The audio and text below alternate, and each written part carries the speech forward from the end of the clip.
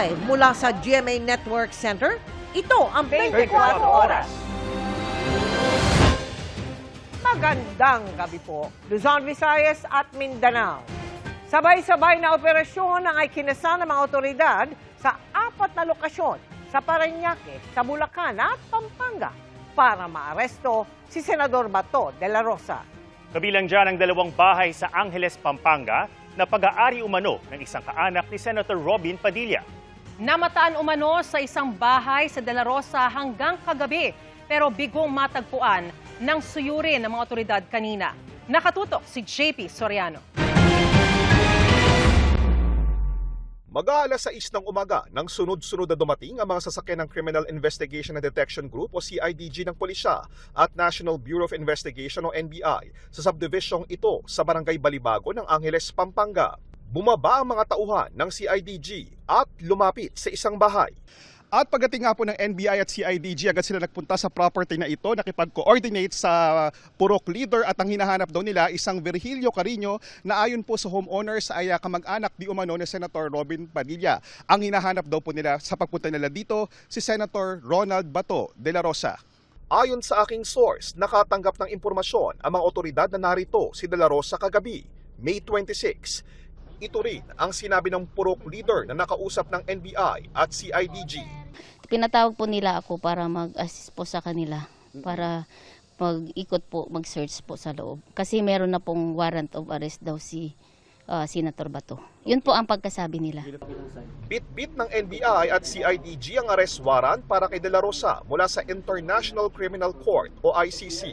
Sinamahan sila ng purok leader na may access sa bahay ang mga taga-CIDG. Kabilang sa kusina, pati ang silid na may kama. Pero bigong matagpuan si De La Rosa. Pati ito pinintahan? Yes, sir. Kaya po nakapag-picture po sila eh. Nag-search lang po, sir. Nag-search lang po kung nandito po si Senador Bato. Sabi ko po, walang bato talaga po dito na nakatira. Kasi hindi naman po siya taga rito. Wala naman po kaming nabalitaan na may bahay dito. Hinanap din si De La Rosa sa katabing bahay na pagmamay-ari rin umano ni Carino at may ibang umuupa. Tapos di pagbukas ko, sabi ko, anong meron? Tapos yun nga, hinahanap nila si Senador Bato. Sabi ko ba, mali ko rin. Hinahanap din umano si Carino at ang isang itim na pick-up na namataan umano sa Senado noong araw na umalis si De La Rosa. Tinanong ko po, bakit po hinahanap nila yung pick-up na nakapangalan sa Virgilio Carino. Sabi nila kasi hinahanap po nila si Senator Bato. Ayon sa Homeowners Association ng Subdivision, well-coordinated daw sa kanila ang operasyon ng CIDG at NBI at paghahanap kay De La Rosa at Carino. Sabi niya, meron po kaming pinapaulap dito. May subject of the warrant, so isi-serve namin. Mga taga-CIDG kami at taga-NBI. Uncle ni Senator Padilla si Sir Carino. Mahigit 1 oras lang sa subdivision ng NBI at CIDG base sa timestamp ng CCTV. Pero bukod dito ay kasabay ring hinanap si De La Rosa sa Parañaque at Bulacan ayon sa hepe ng CIDG, katuwang ang NBI. Meron po talagang mga identified areas na according to mga reports sa amin na nandun si Senator Bato. Wala pa naman po talagang nag-positive dun sa mga lugar natin pinuntahan. Sa kabila niya, natukoy umano nila ang mga posibleng koneksyon ni De La Rosa tulad halimbawa ng ginalugad na bahay sa Pampanga. Parang kamag-anak ko yata ni Senador Robin Padilla yung pinuntahan niyo pong isa sa mga bahay? Tama po yun dahil dun po sa identification ng mga sasakyan na lumabas po na yung sasakyan ay present po during dun po sa time na nawala po si Senator Padilla po, si Senator Bato de la Rosa. Sinusubukan pa rin ng GMA News na makuha ang panig ni Senador Padilla at ni Carino. Sa isang online post naman ay humingi ng pasensya ang asawa ni Senador de la Rosa sa mga kaibigan, kamag-anak o kakilala na baka anya sunod na pasukin at sabihan na hindi na kailangan ang isang search warrant. Hindi nila gustong madamay sila pero inaalerto lang silang lahat. JP Soriano, nakatutok 24 Oras. Ikinakasa na ang reklamong obstruction of justice laban kay Senador Robin Padilla dahil sa pagtulong umano sa tinawag nitong pagtakas ni Senador Bato de la Rosa noong May 14. Binawi na rin ang rehistro ng mahigit 100 baril ni Bato at lisensya niya para magkaarmas. Nakatutok si Ian Cruz. Nang dahil umano sa pagtulong niyang makataka si Senador Bato de la Rosa, isang reklamo laban kay Senador Robin Padilla ang ire-refer sa Department of Justice o DOJ ng Criminal Investigation and Detection Group ng Pulisya o CIDG. Ang reklamo, paglabag sa Presidential Decree 1829 o obstruction of justice na may katapat na kasong kriminal. Una nang sinabi ni Padilla na nakiangkas lang sa kanya si De La Rosa nang magpaalam siyang uuwi muna sa bahay noong May 14 ng madaling araw. Magkasama po kayo noon nung lumabas po siya sa Senado. Hindi naman AI yun, di ba? Pero lumalabas sa investigasyon ng CIDG na hindi lang basta nakiangkas, kundi planado ang nangyari. Binuntutan umano ang SUV ni Padilla ng isang sasakyang nagsilbing security escort at backup car. Tikumpasa ngayon ng PNP ukol sa buong detalye sa napipintong paghahain ng reklamong obstruction of justice laban kay Senador Robin Padilla. Bukas daw ito isa sa publiko ng CIDG. The CIDG will be conducting or will be having a press conference tomorrow morning. So, doon po natin malalaman ang buong detalye ng resulta po ng kanilang investigation. Sinisika pa naming makuha ang panig ni Padilla. Pero nauna na siyang sumagot ng tanungin kung illegal ba ang kanyang ginawa. Ay tanong natin sa kanila kung may illegal. Kasi sa amin, tandaan ninyo, ang Senate, ang sabi ng aming SP, ay hintayin namin ang warrant ng local court. Pero sir, bukas kayo sa mga possible investigation. Ay wala tayong magagawa. Inutos na rin ng Firearms and Explosives Office ng Pulisya ang pagbawi sa lisensya ni De La Rosa na magmay-ari at magdala ng mga armas. Binawi rin ang rehistro ng halos 100 at 20 baril ni De La Rosa na minsang naging PNP chief. Sa huling address ni De La Rosa isisilbi ang utos kaugnay niyan. Mas makakabuti po sana na ma-surrender na lang po itong mga firearms na ito at ma-deposit po sa proper authority. Supposed to be surrendered by his family kung nasa kanila. At kung hindi naman po, the law enforcement can visit kung saan yung mga lugar na siya at kuhain po yung mga baril na yan. Implementing Rules and Guidelines o IRR ng nasabing batas ang binabanggit ng pulisya na batayan ng pagbawi ng mga lisensya at rehistro.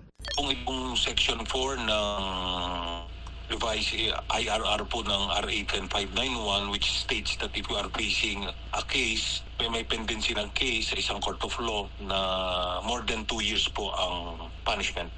Pero sabi ng abogado ni De La Rosa, ang grounds o batayan lang na pwedeng gamitin ay ang nakalista sa Section 39 ng nasabing batas. Tanging conviction lang at court order ang pwede umanong pagbatayan para ma-revoke ang lisensya sa baril. Pero hindi pa naman anya convicted si De La Rosa at wala pang korte sa bansa ang naglabas ng anumang order laban sa kanya. Ian Cruz, Nakatutok, 24 Oras. Nagkakaungkatan sa Senado kasunod ng pag-walkout kahapon ng minorya na tutol sa gusto ng mayorya na payagan dumalo via teleconference ang isang senador na wala sa plenaryo. Kabilang sa binabalikan ngayon ang mga katulad na panukala noon. Ang ugat ng mga pagtatalo sa pagtutok ni Sandra Aguinaldo. Ang mainit na namang pagtatalo kagabi sa sesyon ng Senado nagtapos sa pag-walkout ng mga senador ng minorya. Bakit po? Kasi mali yung gagawin nilang pagboto eh. Ang ikinagalit nila, ang pagpilit daw ng mayorya na talakayin ang mungkahing amyendahan ang rules ng Senado. For the amendments of the rules. Para payagang makalahok ang mga senador kahit wala sila ng pisikal sa sesyon. Sa ngayon, maaari lamang mag-online ang mga senador kung may national emergency o force majeure gaya noong pandemic. Pero sa panukala ni Senador Rodante Marcoleta, gusto niyang palawakin ito at payagan ang pagdalo ng isang senador via teleconference sa anumang makatwirang dahilan. Tinutulan ito ng minority senators. We are several members of the minority here, and only Senator Lacson has spoken.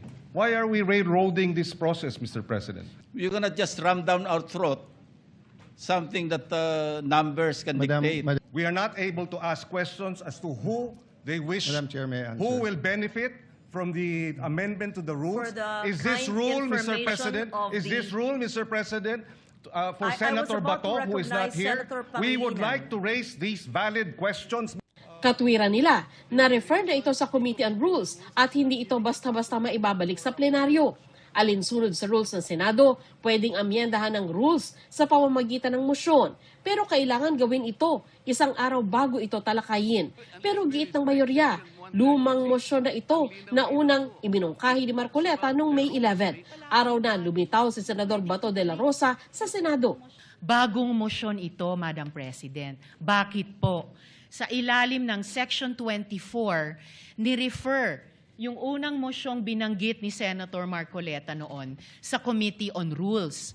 Ngayon kung sasabihin na ibinalik yung mosyong iyon, yung unang mosyon ni Senator Marcoleta sa plenary, sino ang gumawa nun? Dapat ang Committee on Rules. Madam President, without giving meaning to anything, ito Senator pong Marcoleta. mahirap kasi kung wala po tayong legal background dito. Kaya sinasabi ko na nga po, hindi po bagong motion ito eh. Hindi siya bagong motion. Madam Sabi na bagong President, motion. point of order. Ad hominem. Sinasabi ko lamang po, ang Hindi, sinasabi Madam ko lang, President, kanina ko po sinasabi. Hindi po tama yun. Section Nasasabihin yung 136. kasama niya Pwede po ay ba- walang Session is kinalaman, suspended. Pwede po walang bang alam sa pagbigyan? batas. Kahit na nakasuspend ang sesyon, tuloy ang diskusyon ni Ontiveros at Marcoleta. Lalong uminit ang debate nang sabihin ni Senate President Alan Peter Cayetano na idaan na lang ito sa botohan kung itutuloy ang pagtalakay sa panukala. We're only discussing whether we will take up the amendment or not. And we have exhausted already all the arguments. This is a simple motion, so I move that we divide the House. Why are they, the majority, in a hurry to tackle this motion and divide the House, Madam President? We need answers in the minority. Madam Chair. Or is it because, Madam Chair, they're in a hurry because of news reports that probably two of our colleagues might land in jail this weekend? Is that the reason why? Is that the reason why they have to have this inserted, the Section 41C, para makaboto po kung sino man yung makukulong dahil sa announcement ng ombudsman na may lalabas na po ang warrant ng ilan sa mga kasama natin. Madam President. Chair, the gentleman is out of order. Kahapon, inanunsyo ng ombudsman na handa ng isampa ang kasong plunder laban kina Senador Jinggoy Estrada at Joel Villanueva, kaugnay sa maanomalya o manong flood control projects. Meron ding nakabinbin reklamong plunder sa ombudsman laban kay Marcoleta. Inalmahan nila ang sinabi ni Tulfo. Sigurado ba siya? Meron ba siyang contact sa taas o sa korte? I think that that comment was uncalled for. I don't know why he mentioned that. Hindi ko alam kung bakit how he came up to that conclusion. Pero offensive ba para sa Of course, very offensive. Yun ang kanyang iniisip. Yun ang iniisip niya. Pero yun po Kaya ba ayaw niya ring madaliin namin? Dahil gusto niyang may makulong. Ganun ba? Because that argument can cut both ways. So, parang tuwa ba siya na mayroong nakulong sa amin na hindi namin magamit yun?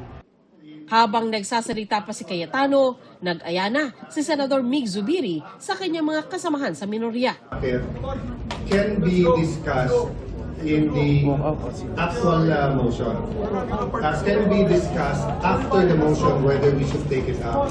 We take offense that Nag-walk out ang mga naroong minority senators, maliban kay Minority Leader Tito Soto para questionin kung may naiwan pang quorum sa session hall. I move to adjourn or a quorum call. We still have the quorum. Madam President, once there is a quorum call, you have to call the roll. We will adjourn session.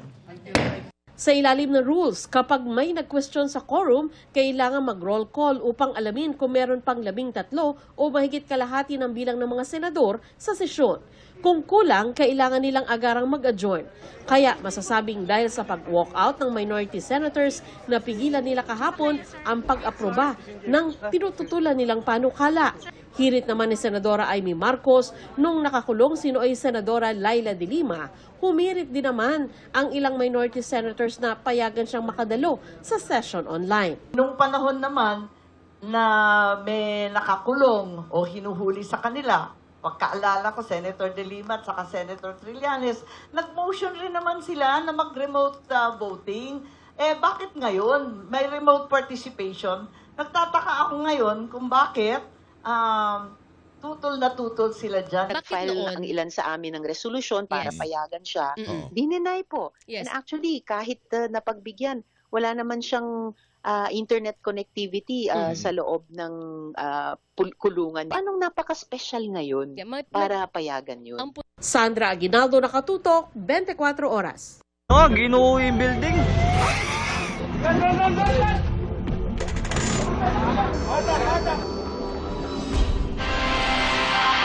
Search and rescue na muli ang ikinakasa sa gumuhong gusali sa Pampanga, imbis na retrieval operation lang. Iniutos siya ng Department of Interior and Local Government o DILG dahil posibleng may buhay pa umano sa 16 na nawawala.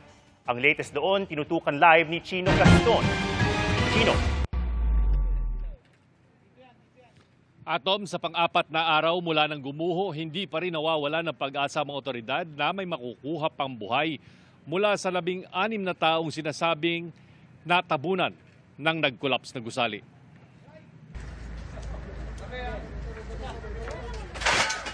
Bago mag-alas 8:30 ng gabi nitong Lunes, itinigil na ng mga otoridad ang rescue operation sa gumuhong gusali sa Angeles, Pampanga dahil wala na raw nakitang signs of life.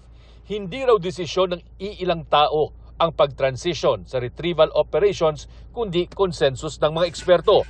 Bukod kasi sa rescue radar o yung life locator, nag-recheck kami ulit, totally wala nang nagawin. Pagkatapos po nito, so nag-decide na ako na no life detected. Kinausap ko na po ang K9 na i-confirm nyo na po mabuti. katuwang din nila ang K9 units na hindi na rin rumiresponde sa dating kinakitaan ng signs of life.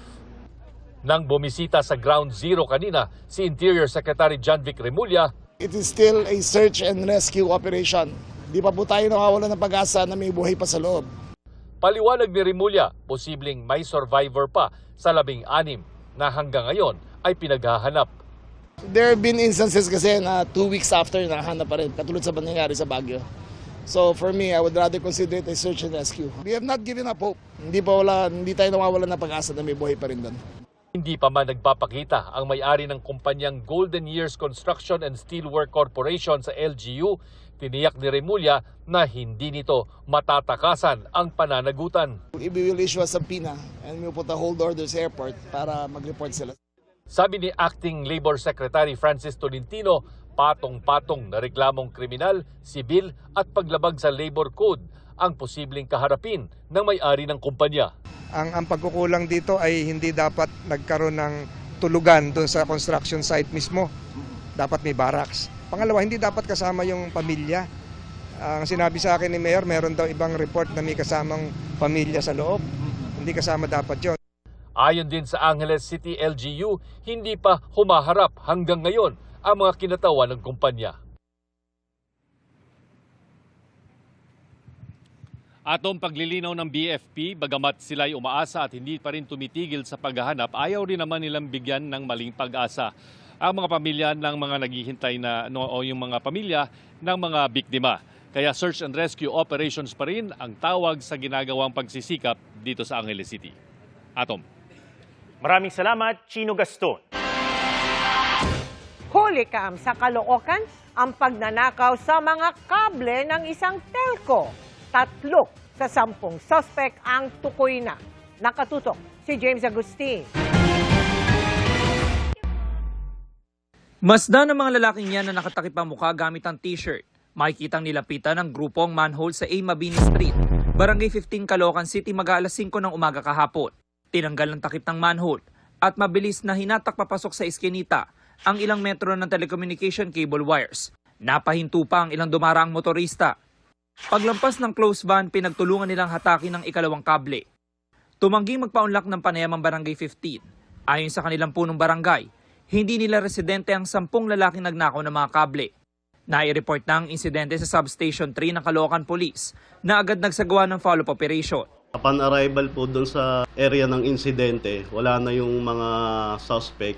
And then, ganun din po, nagsagawa kami ng follow-up operation doon sa bahay nila. And wala na din po sila doon. Tukoy na ng pulisya ang pagkakakilanlan ng 3 sa mga suspect. Residente raw sila ng mga kalapit barangay. Hinihintay na lang po natin yung representative from telecommunication company para mapailan sila ng kaukulang reklamo po. Ayon sa pulisya, simula nung Marso, ay pang-4 na beses nang may nangyari nakawan ng kable sa naturang lugar. Ang ibang suspect na aaktuhan pa nila, kaya nahuli. Nung mga nakaraang weeks po, may mga nahuli po kami and arestado po lahat yon, na ipakulong po namin. Continuous coordination lang kami sa barangay para kung may mangyari mang ganong insidente, may report agad at maaresto namin yung mga suspect. Inaalam pa ng pulisya ang pagkakakilanlan ng ibang suspect na nakuna sa CCTV. James Agustin, Nakatutok, 24 Oras. Sa ikalawang araw ng kanyang state visit sa Japan, tinalakay ni Pangulong Bongbong Marcos ang kahalagahan ng matibay na alyansa ng Pilipinas at Japan. Mula sa Tokyo, Nakatutok Live, si Ivan Mayrina. Ivan? Konbanwa, magandang gabi Maris mula dito sa Tokyo, Japan, kung saan ang pagpapatibay sa mga maasahang alyansa ang isa sa mga binigyan diin ni Pangulong Bongbong Marcos sa harap ng mga mambabatas dito sa Japan. Pero bago yan, binigyan siya ng welcome ceremony sa kanyang state call sa makasaysayang Imperial Palace ng Emperor at Empress ng Japan. Si Emperor Naruhito at Empress Masako mismo ang sumalubong kay Pangulong Bongbong Marcos at First Lady Liza Araneta Marcos sa Imperial Palace sa Tokyo, Japan para sa kanilang state call kaninang umaga. Sa welcome ceremony, unang tinugtog ang pambansang awit ng Pilipinas na sinundan ng pambansang awit ng Japan. Naroon ang mga miyembro ng gabinete at ilang matataas na opisyal ng Japan kabilang si Prime Minister Takaichi Sanae. Nagtagal na ilang minuto ang pag-uusap ng Emperor at Empress at ng first couple, pero hindi ito isinapubliko alinsunod sa protocol. Si dating Pangulong Noynoy Aquino, huling Philippine President na nabigyan ng ganitong paanyaya ng Emperor ng Japan noong 2015. Pag ang isang head of state ay inimbita ng Emperor and Empress, I think this is the highest regard and undertaking for any head of state para maimbitahan. Ngayong hapon naman, bumisita ang Pangulo sa Japan-Philippines Parliamentary Friendship League. Bukod pa yan sa talumpati ng Pangulo sa joint session ng National Diet o ang mababa't mataas sa kapulungan ng Kongreso ng Japan. Sa kanyang talumpati, binigyan din ng Pangulo ang kahalagahan ng mga matibay at maaasahang alyansa. We meet at a time of profound transformation in the international system. Across regions, we see increasing geopolitical tensions, disruptions in supply chains, and mounting pressures on the rules-based international order. In such an environment, the importance of trusted partnerships that are anchored in shared values, mutual respect, and an adherence to international law has never been more evident. Bagamat maraming larangan ng kooperasyon ang naispaitingin ng Pilipinas at Japan sa state visit na ito, ang usapin sa maritime security ang isa sa mga pangunahing naisbigyan diin. Inihalimbawa niya ang naging epekto ng giyera sa Middle East na nakadiskaril sa malayang paglalayag sa mahalagang rutang pandagat. Like Japan, the Philippines believes that maritime security is an essential pillar of a free, open, and inclusive region. And as recent developments have shown, the world cannot afford to have our waterways disrupted or placed at risk, given their vital role in sustaining global trade, energy flows, and economic stability. Kinilala at pinasalamatan din ng Pangulo ang tulong at suporta ng Japan sa Pilipinas para sa mga proyektong pang-infrastruktura at ekonomiya. Hindi mapapantayan, ayon sa Pangulo, ang lawak at kalidad ng development assistance at pamumuhunan ng Japan para sa pangmatagalang kaunlaran ng bansa. Binanggitin ang papel ng mahigit 300,000 Pilipinong nasa Japan. Ang kapakanan ng mga Pinoy sa Japan ay isa sa mga nais isulong ng Pangulo sa kanyang pulong sa Prime Minister bukas. Sa state call kanina, Maris, tinanggap ni Pangulong Marcos ang Grand Cordon of the Supreme Order of the Chrysanthemum, isa sa pinakamataas at pinakaprestigyosong parangal ng Japan. Tinanggap din ni unang ginang Luis Araneta Marcos ang Grand Cordon of the Order of the Precious Crown. Bilang kapalit ng pagkilala, ginawad naman ng Pilipinas kay Emperor Naruhito ang Order of Lacandula na may ranggong Supremo o Grand Collar, habang tinanggap naman ni Empress Masako ang Order of Gabriela Silang. Ngayong hapon naman, Maris, ilang business meetings ang diniluhan ng Pangulo sa layong makapanghikayat ng mga mamumuhunan sa bansa. Ngayong gabi, balik Imperial Palace ang Pangulo para sa state banquet na inihanda ng Emperor at ng Empress. Maris, yan ang latest mula sa busiest pedestrian crossing in the world, ang Shibuya Crossing dito sa Tokyo, Japan. Balik sa iyo. Arigato gozaimasu. Maraming salamat, Evan Mayrina. Happy midweek, chikahan mga kapuso! 2 series ang naghihintay sa fans ni Asia's multimedia star Alden Richards. Bukod sa Love, Siargao, isa pang role na pinaghahandaan niya ay ang pagiging doktor. Kaya inaral niya mismo ang basic procedures at tamang galaw ng isang surgeon. Makichika kay Aubrey Carampel. Bilang paghahanda para sa kanyang pagganap bilang doktor sa upcoming GMA Prime series na Code Gray, sumailalim sa immersion si Alden Richards sa ospital ng Maynila Medical Center. Kasama ni Alden ang co-stars na sina Andrea Torres, Shuvi Etrata, Faith De Silva, Christopher Martin at Christopher De Leon. Para mas magampanan ng mabuti ang role bilang si Dr. Grayson Lazaro, siniguro ni Alden na matutunan ang mga basic procedures at tamang galaw ng isang surgeon. Kasama na ang tamang pagsuot ng surgical gloves at gown. Tinuruan din sila ng pag-suture o pagtahi ng sugat at sumailalim din sila sa basic life support training. Yung proper counting, yung tamang position, etc. And also, natutunan ko din dito yung mga iba-ibang klaseng stitches when it comes to surgery. Hindi siya madali. Ngayon ko na-realize na yung expertise nila when it comes to doing these things comes with hard work. Nagpasalamat si Alden sa mga doktor na matyagang nagturo at nagbahagi ng kanilang kaalaman at expertise. Dagdag pa niya, paraan din ng proyektong ito para bigyang pugay ang mga medical practitioner. It's a way of honoring them as well, na itong project na to mabigyang highlight naman yung mga doktor at yung mga medical practitioners natin na nagliligtas ng buhay araw-araw. Kababalik lang ni Alden mula sa halos 1 buwang taping ng pinagbibidahan ding serye na Love, Siargao. Kakaiba raw ang naging experience niya sa Siargao dahil kahit nagtatrabaho, mistulang naging healing escape pa raw ito dahil sa ganda at payapang hatid ng isla. It didn't feel like work because of what you're seeing every day. Siyempre, yung accommodations namin, beachfront, so dagat yung nakikita mo sa araw-araw, di ba, kakaiba yun. So, really more of parang rediscovering different aspects of myself and somehow healing na rin at the same time. Aubrey Carampel, updated sa Showbiz Happening.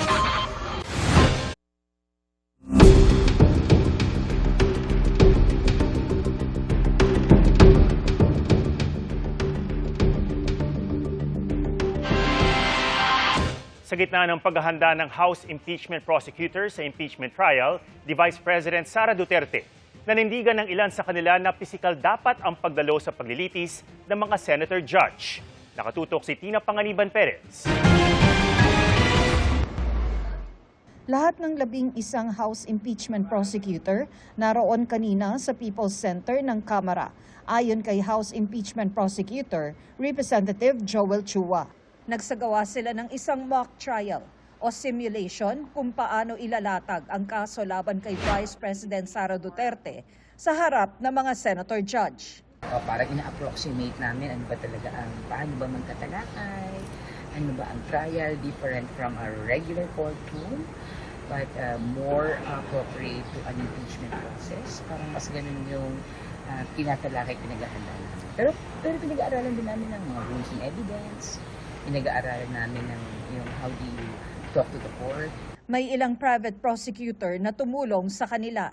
May mga inimbita kami na pwedeng mag-assist sa amin, but mainly nandiyan si Kong Shell at mga kasama niya para mag-guide kami. At sa gitna ng mga hakbang ng majority senators na baguhin ang kanilang rules para payagan ang teleconferencing para makaparticipate pa rin ang mga senador kahit wala sa plenaryo, nanindigan ang ilang miyembro ng House Prosecution Panel na sa Senate impeachment trial dapat physically present ang mga senator judge. Sa iba namang mga rules kasi din ay inaalaw na din ang ganitong forms. No? Pero ibig sabihin ng assumption ay hindi ito yung sobrang sensitibo kaso na kailangan nakikita mo yung testigo, kailangan na evaluate, may pagkakataon din ang judges na magtanong para sa kanilang sariling pag-unawa. You need to be physically present to appreciate the evidence. You need to be physically present to appreciate hindi lang yung direct answer to questions pero even yung nonverbal language, yung kanyang gestures na sa punot dulo bubuo ng mas complete picture sa senator judges. Tutulong sa kanilang sa discretion. Isa sa mga dapat na ginagawa ng senator judge ay obserbahan ang mga testigo sa kanilang mga demeanor kung paano sila sasagot. Dahil dito makikita kung sila ay ang testigo ay nagsisinungaling o hindi. Tina Panganiban Perez, nakatutok, 24 oras. Sumadsad sa record low ang net satisfaction rating ni Pangulong Bongbong Marcos sa pinakahuling survey ng SWS. Mula sa -3 na neutral rating noong November 2025, bumaba ito sa -15 na nasa kategoryang poor, pinakamababa mula nang maupo siya sa pwesto noong 2022. Isinagawa ang survey noong March 24 hanggang 31 sa pamagitan ng face-to-face interview sa 1,500 Pinoy respondents na may edad 18 pataas. May margin of error ito na ±3%. Bilang reaksyon, sinabi ng Malacanang na patuloy ang Pangulo sa pagtatrabaho. Pero baka nagkataon daw na ang mga taong natanong sa survey ay hindi pa nahahatiran ng tulong. Ipinunto rin ni Palace Press Officer Yusek Claire Castro na sa isang survey kamakailan, si Pangulong Marcos ang nanguna sa rating ng 4 na pinakamatataas na opisyal ng bansa. But still, ang mga numerong ito makakatulong para mas pagbutihan pa. Alam natin na sinasaganda ng Pangulo ang pagtatrabaho pero makakatulong to para mas pagbutihan pa ng Pangulo ang pagtatrabaho at pagbibigay ng tulong sa ating mga mamamayan. Doble ingat sa mga pinupuntahang aesthetic clinic na nagtuturok ng gamot pampaputi at pampapayat. Baka gaya yan ng sinalakay ng klinika na klinika sa Pasig na di umano rehistradong gamot ang gamit. Nakatutok si John Consulta, exclusive. NBI po, wala pong lalabas. NBI, dito lang. Dahil sa isang timbre, pinasok ang aesthetic clinic na ito sa Pasig City ng National Bureau of Investigation o NBI at Food and Drug Administration. Pagbukas ng isang pinto. Up, hands up, NBI. Stay there, put that down. Naharang ang palabas na sanang naka-white coat na pang-doktor. Hawak pa niya noon ang isang vial ng gamot na i-inject dapat sa isang pasyente. Na-recover ng NBI ang mark money habang kinumpiska naman ng FDA ang iba't ibang klase ng unregistered na gamot na pampaputi at pampapayat. Sa ikalawang palapag naman, inabutang nakasaksak ang isang direhistradong drip sa isang pasyente. Nakatanggap po tayo ng tip at informasyon na mayroong nagbebenta ng gamot na hindi po dumaan sa FDA. Ayon sa FDA at NBI, lubharaw delikado ang mga direhistradong gamot na ibinebenta ng doktor na kanya namang ipinapagamit sa kanyang mga kliyente. Napakahirap po nito kung ang gamot na ituturok sa mga pasyente ay hindi po dumaan sa FDA sapagkat hindi tayo nakakasiguro kung ligtas ito at maaaring magdulot ng long-term or short-term effect sa kalusugan po ng taong nagamit ng gamot na ito. Na-inquest na ang inarestong doktor na tumanggi magbigay ng kanyang pahayag. Naharap siya sa paglabag sa FDA Act na may parusang 6 hanggang 10 taong kulong. John Consulta, nakatutok, 24 oras. Malayo pa pero malayo na. Tuloy sa pag-abot ng pangarap si Task Force Firewall star Cheska Fausto na naging emotional ng balikan ang kanyang buhay probinsya. Sumugal kasi siya pa Maynila dala ang pinag-ipon ng pera sa kanyang pageant at Racketera Days. Ang buong kwento, itichika ni Nelson Canlar. I came here with no one, I didn't know anybody. wala akong bahay na matutuluyan. Nakituloy lang ako sa manager ko. Sabi ko, just until I have a project to pay for rent. So, ito na lang. So, yun. Certain strengths are born out of hunger. Yan ang pinatunayan ng kwento ni Kapuso actress and host Cheska Fausto sa kanyang kauna-unahang pagsalang sa GMA News interviews kasama ang co-stars sa Task Force Fireball.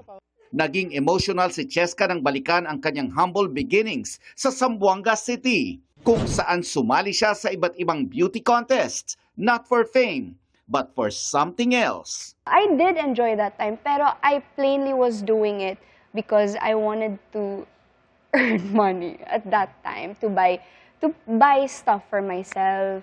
Kasi ako yung ate din to provide also for my family. Hindi naman well-off yung family namin. So, pangbaon din. Ayun. Yeah. Also did like, influencer stuff like posting on social media, doing YouTube, and naka-earn ako noon when I was in college. I did hair and makeup also. Yeah, I did. I did a lot of, ang dami kong side hustle talaga before looking back. Pinapahanga mo naman kami dito. And now, nare-realize ko parang, wow, girl, like old Cheska, how? Amazing, amazing. Nagawa mo yun. Ang diskarte sa buhay na sinabayan ng pagsusumikap at pag-aaral ng mabuti, nagbunga ng matamis na tagumpay dahil si Cheska graduate ng cum laude sa kursong nursing. Tuloy lang daw siya sa pagkayod para sa mas malaking pangarap. Kaya gamit ang naipong pera, lakas loob na tumulak si Cheska patungong Maynila para hanapin ang kanyang mga pangarap. So pinag-ipunan mo pa even your flight? I did po. I only had a couple... maiiyak! I had a couple of... ayoko na nga nito. Sige na, ayan na yun. Yeah, I had a couple of thousands lang. Just to... But look at you now. Look at you now, you're here. Hindi ko yun in-expect. Kumbaga, I risked it all. I risked it all just to... And you didn't know na makakapasok ka sa pag-aartista. No, I didn't know that I was gonna have projects. But if you look at it, parang na-prepare ka ng everything for this job. Di raw inakala ni Cheska na magiging bahagi siya ng Sparkle GMA Artist Center at inilaunch bilang miyembro ng Sparkada. And the rest is history, ika nga. Ngayon, marami-rami na ring nagagawang project si Cheska mula sa comedy hanggang sa pagiging kontrabida. And now, bibida siya bilang si Leila Aragon sa Task Force Fireball. Gagigiliwan daw ang kanyang role bilang isang lawyer at gun expert na nakikipagbarilan in heels. Part of her personality talaga, yung fashion. Oo. Nahirapan nga ako in the beginning kasi, di ba, syempre naka-heels ka. And you have to be the character talaga. So, malaking adjustment siya, but it's so fun. Nelson Canlas, updated sa Showbiz Happenings. Itinanggi ni Senator Francis Escudero ang alegasyong tumanggap siya ng mahigit kalahating bilyong pisong kickback sa flood control projects. Iginit niya yan sa kanyang kontrasalaysay na isinumite sa Ombudsman. Nakatutok si Joseph Morong, exclusive. April 16 nang irekomenda ng Field Investigation Office ng Ombudsman na kasuhan ng plunder, graft at indirect bribery si dating Senate President Francis Escudero. Base sa reklamo, nagkamal umano si Escudero ng lampas kalahating bilyong piso galing sa mga umano'y maanumalyang flood control project. Base sa aligasyon ni dating Department of Public Works and Highways o DPWH Undersecretary Roberto Bernardo. Pero sa kopya ng counter-affidavit ni Escudero na eksklusibong nakuha ng GMA News, itinanggi niya ang mga aligasyon at pinabulaan ng nakakuha siya kay Bernardo ng 306 million pesos noong 2024 at 280 million pesos noong 2025 na tinanggap umano ng kaibigan, campaign contributor at umani bagman ni Escudero na si Maynard Ngu. Wala raw ebidensya na magpapakita na bagman niya si Ngu at inutusan niya ito na gumawa ng aksyon para sa kanya. Base lamang daw sa kwento ni Bernardo ang sinabi raw ni Ngu na natanggap ni Escudero ang pera. Pero giit ni Escudero, wala naman daw na ipakitang pruweba si Bernardo na tinanggap niya ang umano'y kickback. Paiba-iba rin daw at nagbabago umano ang sinasabi ni Bernardo sa 4 na affidavits ito laban sa kanya. Tulad na lamang ng wala raw nabanggit si Bernardo na 306 million pesos na delivery sa unang 3 affidavit na isinumite nito sa Senate Blue Ribbon Committee. Lumabas na lamang daw ito nung may investigasyong ginagawa na ang Ombudsman. Hiniling ni Escudero sa Ombudsman huwag bigyan ng immunity o gawing state witness si Bernardo at iba pang testigo laban sa kanya. Dahil kung may master plunderer tulad ng sinasabi ng reklamo, hindi raw siya ito kundi si Bernardo. Si Bernardo raw ang most guilty sa mga individual na dawit sa flood control project. Sabi pa ni Escudero kung siya raw ang master plunderer, bakit kalahating bilyong piso ang sinasabing natanggap niya kumpara sa inamin mismo ni Bernardo na tumanggap siya ng lampas 1 bilyong piso. Hinihingan pa namin ng panig ang kampo ni Bernardo at ang Ombudsman. Pag-aaralan pa ng Ombudsman ang kontrasalaysay na ito ni Senador Escudero para malaman kung may sapat na basehan para sampahan siya ng kaso sa Sandigan Bayan. Joseph Morong, Nakatutok, 24 Oras. Sakaling payagan ng Senado, sasamantalahin ng pulisya ang online na pagdalo ni Senador Bato de la Rosa sa mga sesyon para matuntun siya at maaresto. Nakatutok si Maki Pulido. Mainit pa ang debate ng mayorya at minorya sa musyon para amyendahan ng Senate rules para payagang makaboto ang mga senador sa pamamagitan ng video conference. Ang duda ng minorya, ginagawa ito para mabilang pa rin ang boto ng ilang miyembro ng mayorya na nahaharap sa samut-saring kaso, investigasyon, pati na arrest warrant tulad ni Senador Bato de la Rosa. Pero kung manaigman ang gusto ng mayorya, di dyan nagtatapos ang kwento. Sabi kasi ng Philippine National Police, oras na mag-online si De La Rosa para makalahok sa sesyon. Gagamitin nila ito para matuntun kung saan siya nagtatago. We will try to ascertain his whereabouts or his location using the link or whatever gagamitin po nila na pag-teleconferencing. Bukod kay De La Rosa, si Senador Bongo ay tinukoy din na co-perpetrator sa kasong Crimes Against Humanity ni dating Pangulong Rodrigo Duterte sa ICC. Ang magkapatid na sina Senator Mark at Camille Villar, iniimbestigahan naman dahil sa umano'y market manipulation, insider trading at iba pa. Sina Senator Jinggoy Estrada at Joel Villanueva, maaaring kasuhan na ng Ombudsman kaugnay ng flood control project, habang iniimbestigahan din dito si Cheese Escudero. Si Senador Rodante Marcoleta, inirekomendang kasuhan ng plunder kaugnay ng 75 million pesos na donasyon mula sa 3 individual na hindi dineklara sa kanyang salin.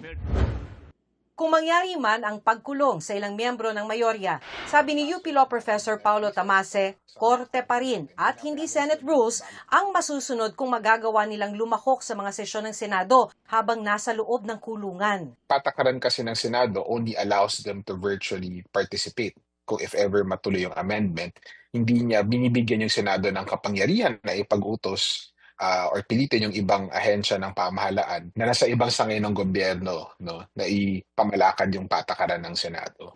Sa kaso ni De La Rosa, kung ma-turn over siya sa ICC sa The Hague, maaaring sa ICC siya humingi ng permiso. Kung nasa Philippine authorities siya, pwede siya humingi ng permiso mula sa mga korte natin kung may domestic na kaso. Kung sa international authorities naman, kailangan niyo humingi ng permiso mula sa ICC.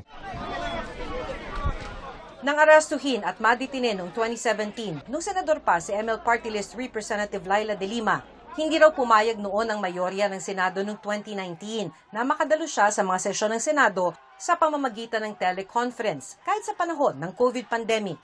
Sinabihan daw siya noon ng mayorya na humingi ng court order pero hindi siya pinayagan ng korte.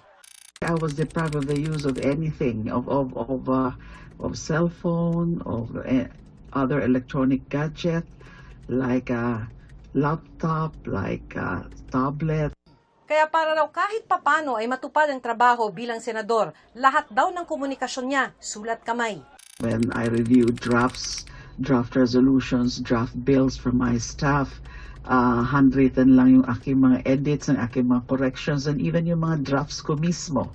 Sometimes I would draft the bills and resolutions themselves. So I would just write them down and then send it to the office. Sabi ni De Lima, hindi dapat payagan ang nais mangyari ng mayorya sa Senado. The agenda there is to be able to allow the likes of Senator Bato to participate, and also all others, the others who might be who might be deprived also of liberty because of involvement in certain cases, especially in impeachment trial. Ang trial, the judge must be able to personally witness or see and hear and examine the evidence, not remote. Dahil kung pwede yan, Ganito rin ang tingin ni dating Senate President Franklin Drilon. Lalo't ang umiiral na Senate rules maaaring magamit sa impeachment proceedings. pwede ba apply po yan? At i-apply po yan. Kasi ang subpina, may sariling rules ang impeachment court. Ngunit ang rules ng Senado ay supplementary in character at pwede at nagagamit po yan. Maki Pulido, Nakatutok, 24 Oras. Sa gitna ng lumalaking banta ng El Nino, ilang probinsya na ang nakararanas ng mga tagtuyot. 24 na probinsya na ang may drought, habang 16 o 14 ang apektado ng dry spell. Yan ang tinutukan ni Bernadette Reyes. Tutok ang electric fan kay Malu Datul habang nagbabantay siya ng karinderya, lalo't senior citizen na siya at madalian niyang ma-high blood. Tumataas ang dugo ko, hinihika ako. Laging nakatutok yung electric fan kahit maliit lang. Tapos, tubig. Ngayong araw, umabot sa 44 degrees Celsius ang heat index sa Metro Manila, 46 degrees Celsius naman ang pinakamataas na naitala sa buong bansa. Mula noong pumasok ang Mayo, namumula na sa mapa ang maraming lugar sa bansa na ibig sabihin ay mababa sa normal ang pag-uulan. Kabilang dyan ang ilang probinsya sa Northern at Central Luzon, Mimaropa, Bicol Region at Western Visayas. So, sa Luzon, meron po tayong 14 na lalawigan na nakaranas ng dry spell. Ito po ay ang mga lalawigan na mayroong 3 consecutive months na mayroong below normal rainfall condition. Samantala, 24 na lalawigan naman po ang nakararanas ng meteorological drought. Ito po ay 3 consecutive months na way below normal rainfall condition. Yan ay wala pa man ang El Nino na inaasang sasabay at magpapalakas sa habagat mula noong Hunyo hanggang Agosto. Maaaring magpatuloy ang El Nino hanggang sa unang bahagi ng susunod na taon. Dahil nga enhance yung habagat natin during El Nino, which is June, July, August, September po yan. Enhance ang habagat which can lead to heavy rainfall events over the western side of the country. Fewer tropical cyclone occurrence during the latter part of ng taon, dahil ang pinanggalingan niya malayo. Posible pong pag nakarating siya sa atin, malakas siya ng bagyo, It can be a typhoon or super typhoon category. Sa gitna ng banta ng El Nino, lalong nauungkat ang maitutulong sana ng mga puno, kabilang ang ilang dekada ng nabubuhay sa Quirino Avenue, pero pinagpuputol para bigyan daan ang isang elevated expressway na dudugtong doon. Sa 600 puno, 245 na ang naputol. Malungkot po kasi nakakalungkot kasi yung puno po, nagbibigay sa atin yan ng lilim kapag naglalakad po, kapag wala pang masakyan, tapos tsaka ng nalalanghap na fresh air. Sobrang init po, ma'am, kapag walang mga ganitong puno. Ang mga numero kagaya nito ay palatandaan na kabilang ito sa mga punong maaaring putulin dito sa kahabaan ng Quirino Avenue para bigyan daan ng SALEX project. Ayon sa Department of Environment and Natural Resources, mahirap para sa kanila na magputol ng mga puno lalo't mandato nila na protektahan ang kalikasan.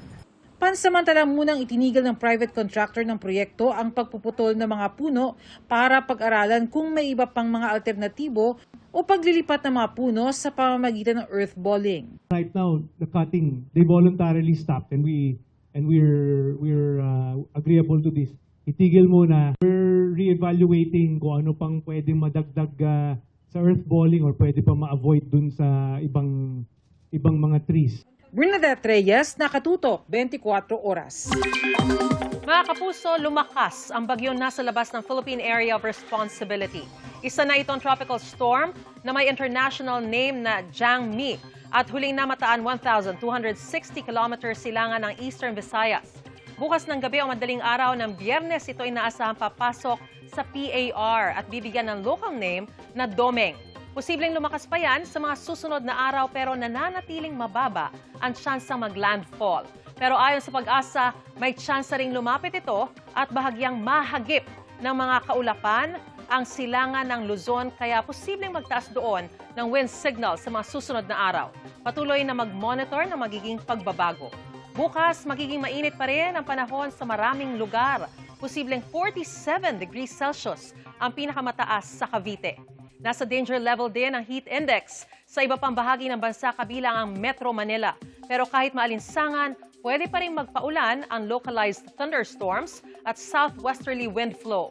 Bukod pa yan sa epekto ng trough o extension ng bagyong nasa labas ng PAR. Base sa datos ng Metro Weather, bukas na umaga may kalat-kalat na ulan pa lang sa ilang bahagi ng Mindanao. Pagsapit ng hapon at gabi, mas marami nang uulanin. Kasama ang Ilocos Region, Central Luzon, Mimaropa, Bicol Region, ilang bahagi ng Visayas at halos buong Mindanao na. May matitinding buhos na pwedeng magpabaha o magdulot ng landslide.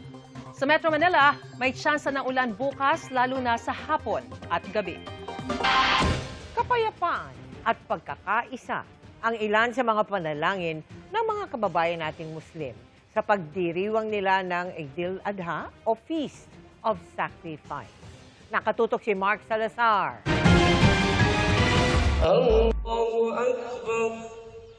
Sabay-sabay na nagdasal ang mga Muslim sa pagsikat ng araw ngayong May 27. Ito kasi ang petsa ng banal na pagdiriwang ng Eid al-Adha o Feast of Sacrifice ngayong taon, na siya ring pagtatapos ng Hajj pilgrimage sa Mecca. Daan-daan ang nagtipon sa munisipyo ng Buluan sa Maguindanao del Sur. Panalangin ng marami, kapayapaan at pagkakaisa sa Bangsamoro Autonomous Region in Muslim Mindanao o BARM, maging sa buong bansa at buong mundo. Sa Maguindanao del Norte, pinangunahan ng panalangin ni BARM Chief Minister Abdul Rauf Makakua. Nagdiwang din ng libo-libo sa Joaquin Enriquez Memorial Sports Complex sa Zamboanga City. Pati ang mga Muslim sa Lawag, Ilocos Norte, sa Ilagan City, Isabela, at maging sa Quirino Grandstand sa Maynila. Bahagi ng Eid al-Adha ang pagkatay sa mga halal na hayop tulad ng tupa at kambing para sa pag-aalay o yung tinatawag na kurbani. Tradisyon ito para alalahanin ang supreme act of sacrifice na ginawa ni Ibrahim nang isakripisyo ang anak na si Ismael bilang pagsunod sa utos ni Allah. Ito yung tinatawag na Eid al-Adha, yung sa pag-sacrifice ni Nabiullah Abraham sa utos ng Allah sa kaniyang anak na si Samuel. Kung sinubukan ng Allah yung kaniyang faith, paniniwala, pumasa naman ang Nabiullah Ibrahim. Mark Salazar, nakatutok, 24 oras. Ipinagpaliban ng International Criminal Court o ICC Trial Chamber 3 ang paglalabas ng desisyon sa kung kailan sisimulan ang paglilitis kay dating Pangulong Rodrigo Duterte. Yan ay hanggang hindi siya muling nasusuri ng mga medical expert para matiyak na kayang sumalang sa isang trial. Nakatutok si Rafi Tima. Sa pag-umpisa ng status conference para sa kasong Crimes Against Humanity ni dating Pangulong Rodrigo Duterte, binigyan din agad ni Presiding Judge Joanna Corner kung ano ang aasahan mula sa mga hukom ng ICC Trial Chamber 3. Acquittal of the innocent and the conviction of the guilty. Second, dealing with the prosecution and defense fairly. Paalala ng hukom, dapat maging efficient at effective ang presentasyon ng prosekusyon at defense para maging mabilis ang paglilitis. Sa isinumiting mga dokumento ng prosekusyon, may nakahanay silang 60 hanggang 70 testigo, kabilang ang 30 insider witnesses. May sinumiti rin silang 177 speeches na may kaugnayan sa kaso. At malamang daw, may mga bagong insidente silang idagdag sa kaso. Umalma ang depensa, pero I'll wait to see what is proposed. I'll keep my powder dry. Bago ang kanilang lunch break, inamin ng presiding judge na matagal na niyang kilala ang mga abogado ng prosekusyon at bagong abogado ni dating Pangulong Duterte. Pero pagtitiyak ni Judge Corner, with certainty, there will be no discussion whatsoever of this case between parties and the judges at any such functions. Tinalakay rin kung kailan dapat umpisahan ang trial proper. Ang gusto ng mga biktima, umpisa na agad sa September 30. Payag dito ang prosekusyon pero maaari rin daw simula sa November 30. Ang depensa, magiging handa daw sa December 30 o sa susunod na taon. Whatever trial date Your Honour fixes upon, you do not, as it were, concertina the gap between that date and the end of disclosure. They are amenable to start this trial. 30 of November seems to them at the moment still a reasonable period of time. January 2027, no. For them it's too long. We really should start this trial as soon as possible, which is basically the health of your late client. Pero ang mismong registry na nagsisilbing administration at support service arm ng korte, sinabing sa Enero ng susunod na taon pa sila magiging handa dahil sa issue ng mga kukuning interpreter sa paglilitis. Rafi Tima, Nakatutok, 24 Oras. Sa gitna ng posibilidad na girahin sila ng China, naglaan ng Taiwan ang malaking bahagi ng pondo nito sa depensa. Nanindigan naman si Pangulong Bongbong Marcos na hindi gusto ng Pilipinas na madamay sa gulo. Nakatutok si June Veneracion. Kabilang ang High Mobility Artillery Rocket System ng Amerika sa mga paparating na armas na binili ng Taiwan. May mga dinevelop na rin itong sariling missile na kaya umunong umabot ang China, bansang inaangkin ng isla bilang bahagi ng kanilang teritoryo. Ngayong taon, $31.1 billion ang inilaan ng gobyerno ng Taiwan para sa defense spending, ang pinakamalaking budget sa kanilang kasaysayan. It's giving me the impression that yes, you're hoping for peace, but are you preparing for war? 轻易的来发动对台湾的侵略战争。 Yes, we are prepared. The initial weapons I mentioned, these are for deterring effect. We want to increase the cost for China to start a military conflict. Kapag nauwi sa gera, alam ng Taiwan na mistulang David versus Goliath ang laban nila sa China. Pero umaasa sila na hindi sila nag-iisa sa laban dahil nandyan nila ang mga kaalyado nila gaya ng Amerika. Of course, we will invest our weaponry, even our ammo stockpile. We will try the best to prepare the potential invasion. We cannot just wait for its occurrence. We have to prepare during peacetime. Sa isang masalimot na sitwasyon gaya ng digmaan, marami ang maaaring madamay kasama ang 100,000 Pilipino sa Taiwan. Isa ito sa pinangangambahan ni Pangulong Bongbong Marcos. In the Philippines, we do not have a choice because Taiwan is so close to the Philippines and we have almost 200,000 Filipino nationals living and working in Taiwan. So we have many other considerations, but we end up in the same position that we want to avoid any confrontation, we want to avoid any hostilities around because of and around Taiwan. Simply because we do not want to be involved in any war. We do not want to be involved in any conflict.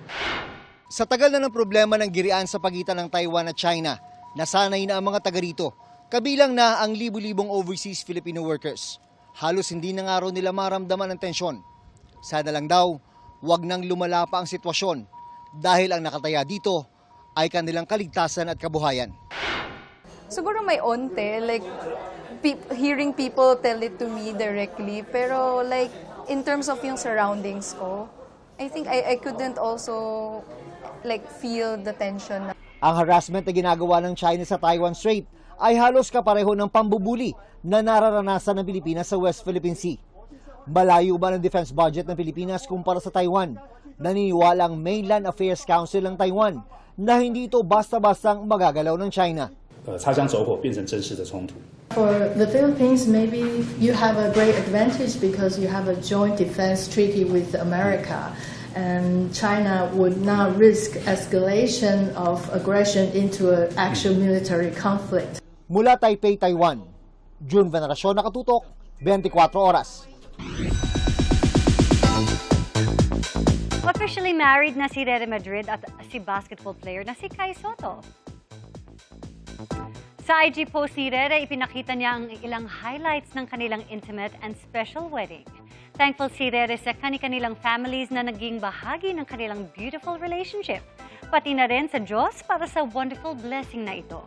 Sabi pa sa caption ni Rere, mas naging matibay ang relationship nila ni Kai dahil pinili nilang magtiwala sa isa't isa sa kabila ng challenges at misunderstandings. Di syempre mawawala sa wedding ang kuya ni Rere na si Ruru Madrid at girlfriend niyang si Bianco Umali. Congratulations and best wishes! Samantala, focused and locked in na si Bea Alonzo sa pagbabalik taping sa political thriller series na Whispers from Heaven. Tila everything is back to normal para sa aktres matapos mabalot ng kontrobersiya ang umano'y naudlot na pagpapakasal sa Spain. Makichika kay Aubrey Carampel. Balik taping na si Bea Alonzo sa upcoming GMA Prime series na Whispers from Heaven. Sa ilang behind-the-scene clips, makikita si Bea on set ng kapuso political thriller. Kita sa isang eksena ang seryoso at intense na palitan ng dialogue ni Bea with co-star Tom Rodriguez. Sa isang clip, kasama ng dalawang kapuso star ang kanilang direktor na si Zig Dulay. Kuha ang mga yan ito lamang Lunes sa set ng serye sa Antipolo. Comeback series ito ni Bea matapos ang pagganap bilang si Sam Castillo Palacios sa kapuso murder mystery drama na Widow's War. Mahalagang serye para kay Bea ang Whispers from Heaven dahil 25th anniversary niya in showbiz. Sa gitna ng pagiging abala sa taping, ito ang unang pagkakataon na muling nasilayan si Bea matapos maging hot topic ang umano'y planong pagpapakasal niya sa non-showbiz boyfriend at business tycoon na si Vincent Ko. Nitong Marso, naging usap-usapan ang paglabas ng wedding bands sa isang simbahan sa Paco, Manila, kung saan binanggit ang mga pangalan na Ferdinand Vincent P. Ko at Philbert Angeli Escalante Ranolio na tunay na pangalan ni Bea. Lumabas ang bali-balitang gaganapin sa Spain sa buwan ng Mayo ang kasalan, pero nagkaroon umano ng mga problema at delay. Sa gitna ng kontrobersya, namataan ang pamilya ni Bea at ilang kaibigan sa Spain. Habang si Vincent naman, dumalo sa event ng kanilang family-owned business sa Pasay.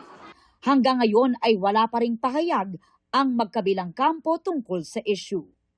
Aubrey Carampel, updated sa Showbiz Happenings. O, balitang sports naman tayo.